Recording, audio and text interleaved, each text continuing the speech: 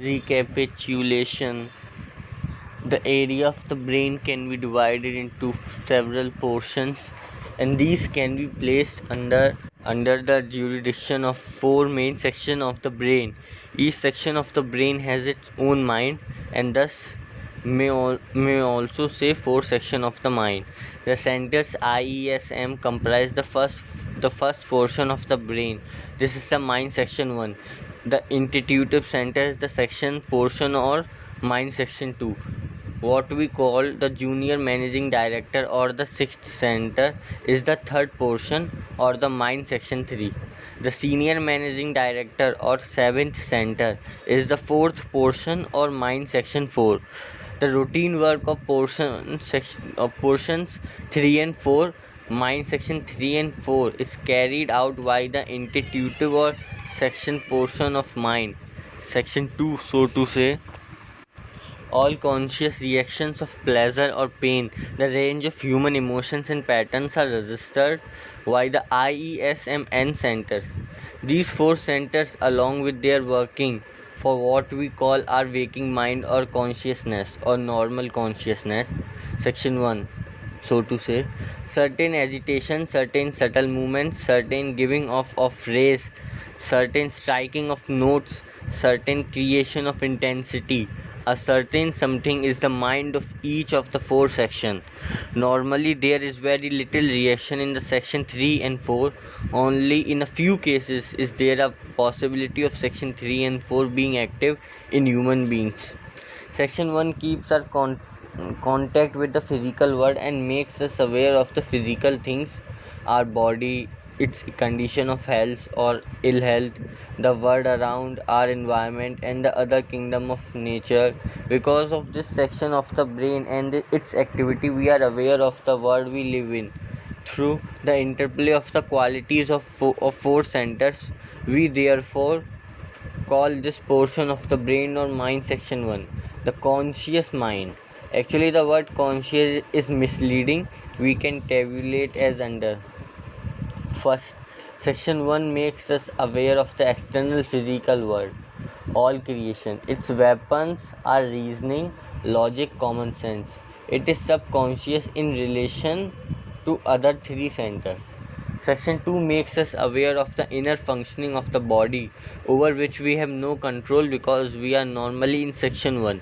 It is the subconscious to the external physical world but conscious of the other two sections 3 and 4. Its weapon are intuition and reason. Section 3 is the so-called superconscious mind. It makes us aware of our past, present and future, which is an enchanting but treacherous world, unconscious to the former two and the fourth, though fully conscious on its own plane. Its weapon is its ability to function on a higher molecular plane.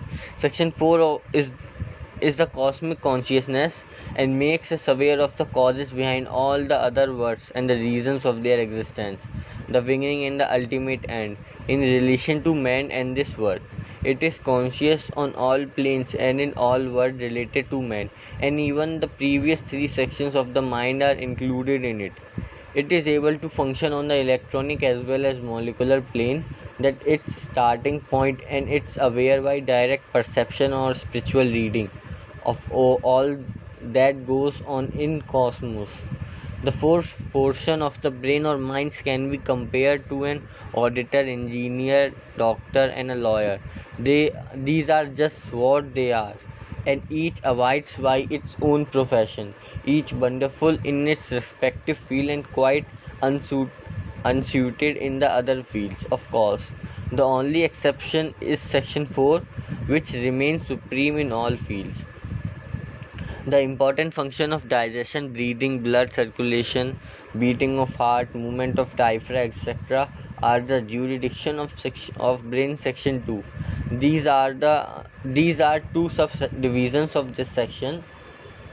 First, one subsection is already developed at birth. Second, the other portion is to be developed consciously by all human beings. The above mentioned physiobiological functions are looked after by subsection A.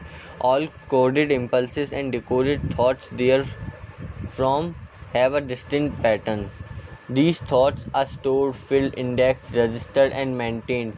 All memory from birth to death, as well as the memory to final resultant intensity going to the source and returning. All are stored in the mind through movement of such resultant intensity on the molecular plane.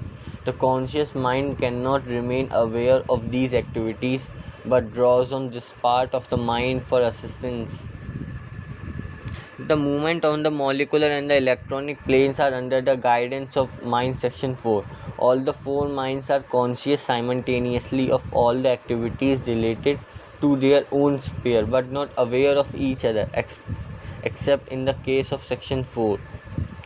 These are different spheres of jurisdiction, qualities with different resultant intensities, and we should not class one as superior or inferior to the other, or one as conscious and the other as unconscious, one as animal and the other as divine, and so forth.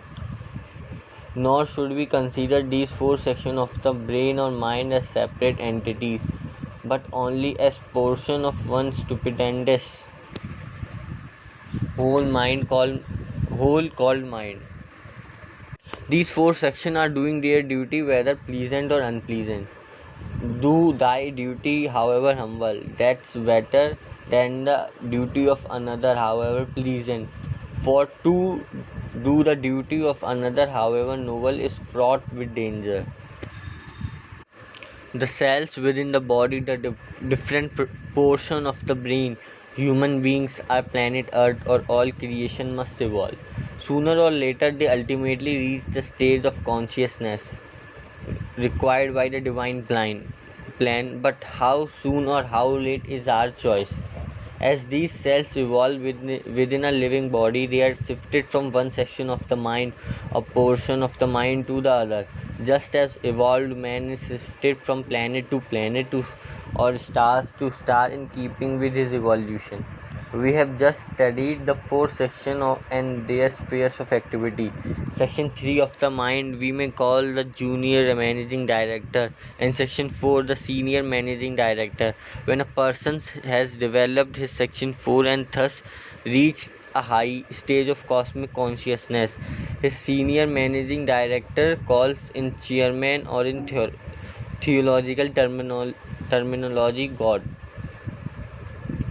It is a fact that this chairman of the board within one human being is the same chairman within all other human beings. The chairman is the common chairman, but whenever proceeding at a particular meeting, he is the chairman of that particular board. This is the divine in man. When man reaches the highest stage of cosmic consciousness, the senior managing director hands over the reins of control to the chairman, just as earlier the junior managing director handed them over to the senior managing director. The chairman does not preside at meeting before this state has been reached. The senior managing director is also our real self and works through the fourth section, or rather all the four sections of the mind. In other words, it means that a sufficient number of selves in us have evolved to justify the section number 4. If the mind section 4 is not present, then cosmic consciousness is as impossible as sight to a creature whose eyes has not been formed. Man must consciously evolve. Man must consciously strive with corrective methods to bring this to fruition. Add to this the love of God. Add to this either prayers or japa or meditation or any yoga or any other practice of religions that you are inclined to, and then it will be possible. The highest stage of cosmic consciousness is an initiation to a new dimension of being. The cosmic consciousness enables us to function at will in any stage of being, almost anywhere.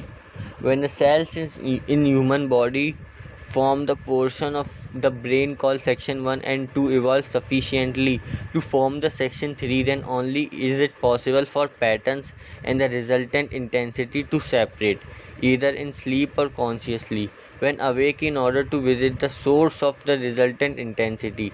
Such occult experience or astral experience are possible for section 3, yet it is treacherous ground, so we call it the false yoga of glamour. Here one can demonstrate a sort of superiority over the average man by the show of certain powers. We have to strive to go beyond this stage into realm of the fourth section by constant corrective methods and disinfection practices along with the rest of program. Then we reach the highest stage of cosmic consciousness, the stage we call yoga without glamour. The end can only be reached by real hard work